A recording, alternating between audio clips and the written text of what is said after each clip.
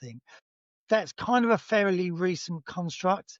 They were more likely to be with you until they wandered off and hooked up with another caveman around another campsite or another cave woman.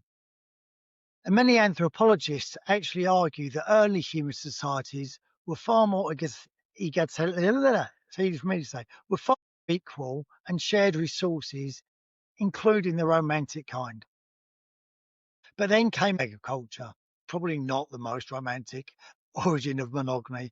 When humans settled down and started growing crops, it suddenly mattered who your kids were.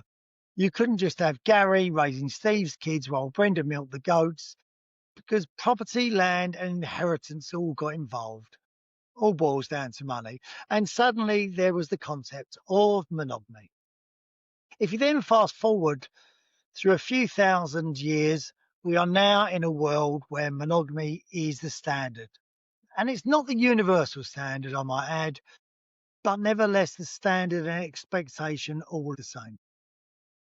But, and I say this is a big but, monogamy might be common, but does this mean it's a natural thing or the better thing?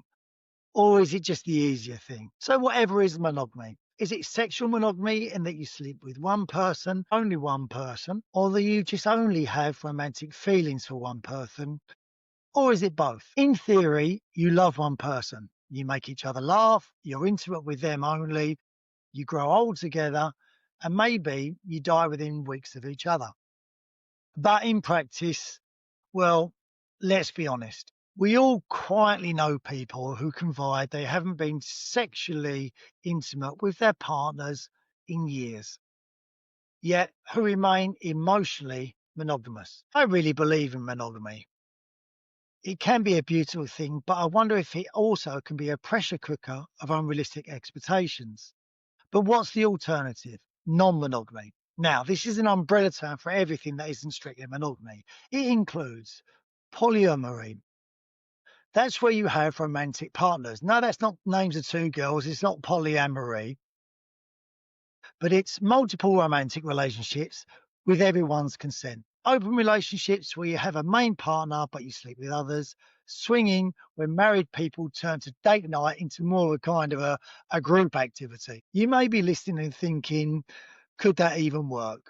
Well, I guess for some people it does. And I guess the answer is sometimes yes and sometimes no, just like monogamy.